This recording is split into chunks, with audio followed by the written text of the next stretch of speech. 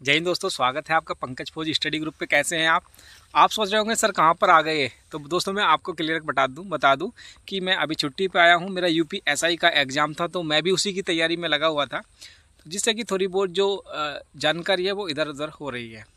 तो अभी मैं काफ़ी टाइम से स्टडी कर रहा था, तो मुझे रियलाइज हुआ कि यार बच्चों के एसएससी जीडी के जो बच्चे एग्ज़ाम देने वाले हैं, तो वो भी इसमें जाने वाले हैं। उसमें जो है 1/4 की मतलब 0.25 की नेगेटिव मार्किंग है। तो काफ़ी व्यस्त था, मेरा भी शेड्यूल था, तो मैंने सोचा थोड़ा रिलैक्स करके आते हैं। तो पीछे आप देख रहे होंगे कि ईख का खेत है, गन्ना जिसको बोलते हैं। तो यहाँ पे थोड़ा सा मैं रिलैक्स करने आया था, यहाँ बैठ कर थोड़ा बहुत गन्ना उन्ना खा के और तब जाएंगे घर पे। तो मैंने सोचा आपको थोड़ा सा जो मैं सीख रहा हूँ, जो मैं स्टडी कर रहा हूँ, तो मुझे पता है कि किस तरह से चल रहा है। तो जो बच्चे डर रहे थे कि भाई निगेटिव मार्किंग है तो उससे कैसे बचा जाए या क्या होने वाला है, या आप नॉर्मलाइजेशन में कैसे करने वाले हैं, तो अगर आप वीडियो में यहाँ तक बन गए हुए हैं तो चैनल को सब्सक्राइब कर लीजिएगा और ऐसे ही सपोर्ट अपना प्यार बनाए रखिएगा। तो चलिए वीडियो स्टार्ट करते हैं। दोस्तों, अगर आप पहली बार एसएससी जीडी का एग्ज़ाम देने वाले हैं और आपको नहीं पता है इसके बारे में कि किस तरह से होता है, तो आपको डरने वाली बात नहीं है।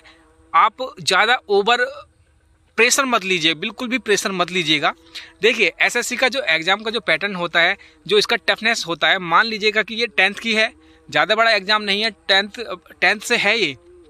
तो इसके जो क्वेश्चन होते हैं, आप मान के चलिए कि 80 से 85 क्वेश्चन इसके नॉर्मल होते हैं, इतने हाई नहीं होते हैं, नॉर्मल होते हैं। 10th लेवल का होता है तो इतना हाई नहीं होता है। बच्चे कितने 15 क्वेश्चन में से ऐसा आता है कि करंट जीके या इधर उधर से लाते, तो आप ओवरऑल मान के चलिए कि आपके 90 क्वेश्चन तो ऐसे मिलेंगे आपको जो बिल्कुल ऐसे होंगे, ईजी होंगे, जिनको आप कर पाएंगे। अगर आपने सही से पढ़ा है और आप उस लेवल पे आपकी तैयारी है, तो मैं गारंटी दे सकता हूं कि आप 80 से 85 90 क्वेश्चन आप 100% आप कर सकते हैं। अब बचे हुए आप 10 से 5 क्वेश्चनों के लिए आप इतने डिप्रेशन में चले जाते हैं। कहीं आपने दूसरे किसी का यूट्यूबर की वीडियो देख ली, उसमें आपको ऐसा लगा कि यार ये कितने हार्ड क्वेश्चन हो गए, ये कितने हो गए, तो आप डिप्रेशन में पहुंच जाते हैं। आप टेंशन में आ जाते हैं कि यार ये क्वेश्चन तो मेरे से हो नहीं रहे, अब मैं कैसे करूंगा।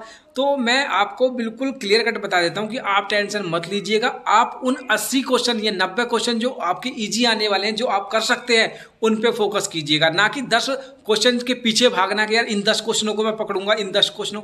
उन 10 क्वेश्चनों की वजह से आप अपने 80 85 90 का जो क्वेश्चन है ना, उनको छोड़ रहे हैं।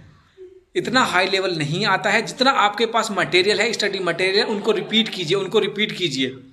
अब बात कर लेते हैं निगेटिव के बारे में। क्वेश्चन ऐसे होंगे जिसमें आप एलिमेंट कर सकते हैं कि आपको 2-3 जैसे 4 ऑप्शन है, 4 में से आपको 2 एलिमेंट कर सकते हैं, उनको आप निकाल सकते हैं। 2 जो क्वेश्चन आपके ऑप्शन बचे निकाल सकते हैं कि मान लीजिए कोई भी क्वेश्चन आया कि कर्क रेखा कहाँ से निकलती है, तो उसमें जो 2 ऑप्शन होंगे उनको आप निकाल सकते हैं कि भाई ये 2 इसके ऑप्शन नहीं है, बचे 2। उसमें से आप कन्फ्यूजन में होंगे कि यार बी ठीक है या सी ठीक है। तो मेरा कहने का मतलब ये है कि अगर आप उतना भी कर पा रहे हैं, तो इसका मतलब ये है कि आपने पढ़ा है और पहली दृष्टि में फर्स्ट अटेम्प्ट में जो आपको लगता है कि यार इसका ए ठीक है या बी ठीक है, उसको करके जरूर आना। नेगेटिव मार्किंग है तो ये मत सोचना कि यार नेगेटिव मार्किंग है, नंबर कट जाएंगे, ये हो जाएगा। अगर मुझे एक भी क्वेश्चन या एक भी ऑप्शन में एलिमिनेट कर सकता हूं, तो उसको करके जरूर आना। मेरा कहने का इतना तात्पर्य है पाएंगे कि अगर नेगेटिव मार्किंग के डर से आप कुछ ही नहीं कर पाएंगे, तो ये गलत है। अगर आपने 12 क्वेश्चन किए, उसमें से 12 में से 1/4 की माइनस मार्किंग है, तो अगर 12 के 12 क्वेश्चन भी गलत हो गए आपके, तो ओनली 3 नंबर ही कटेंगे। लेकिन अगर सही हो गए, तो अगर मान लीजिए 10 क्वेश्चन सही हो गए, तो कितने बढ़ जाएंगे। तो मेरा कहने का मतलब ये है कि अगर आपको थोड़ा सा भी लगता है कि यार इसमें से एक भी ऑप्शन आपके ऐसा लगता है कि यार ये हो सकता है, तो उसको करके जरूर आना। नेगेटिव मार्किंग से बिल्कुल मत डरना कि यार नेगेटिव मार्किंग आपकी बहुत बड़ा हुआ हो जाएगा, नहीं होगा। मेरी मानो, अगर आपको लगता है कि इस क्वेश्चन में से आपने थोड़ा सा भी पढ़ा है, तो उसको जरूर करके आना, ठीक है। आपके नंबर बढ़ने वाले हैं उससे भी।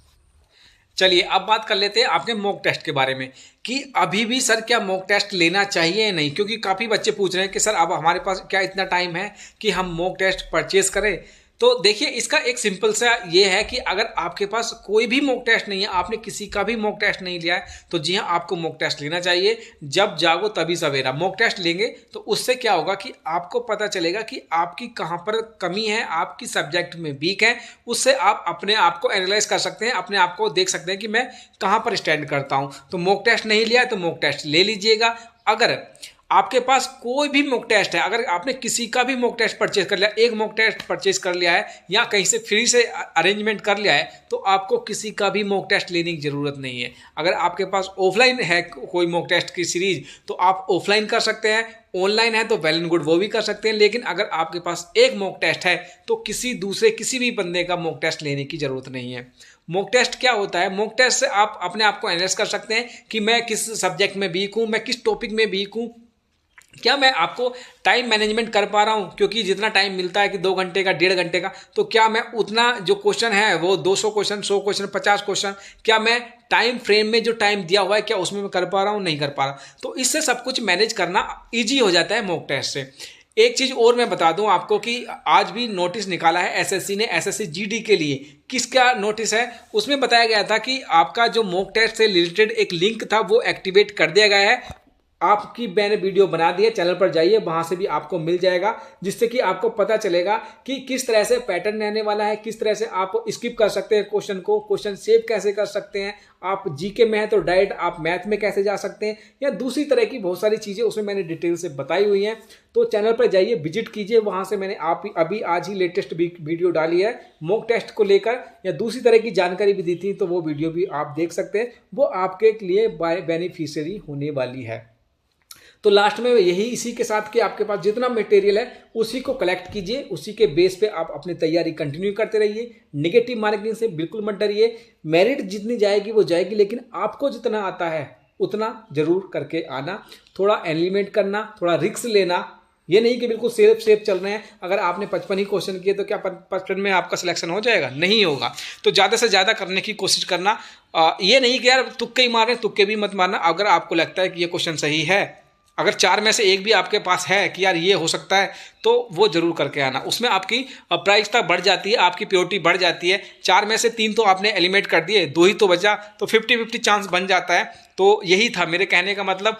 अगर अभी भी दोस्तों समझ में नहीं आया है तो कमेंट्स कीजिए। और हाँ, हमारा टेलीग्राम ग्रुप है पंकज फौजी ग्रुप, उसको ज्वाइन कर लीजिएगा, वहाँ पर भी मैं अपडेट करता रहता हूँ।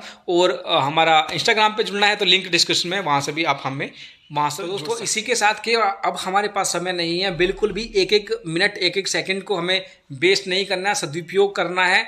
आपको बेस्ट विशेष के साथ कि आपका आने वाला भविष्य जो आपका एग्जाम होने वाला है उसमें आप अच्छा करेंगे। जल्दी आप जॉब करेंगे और हमसे मिलने का मौका पाएंगे, क्योंकि हम दोनों एक साथ जॉब करने वाले हैं। तो अपनी तैयारी A1 करते रहिए। अगर कोई डाउट होता है तो चैनल पर है, जैसे भी आएगा कमेंट बॉक्स में कमेंट छोड़ के जाइए, मैं उसके रिप्लाई करने की कोशिश करूँगा।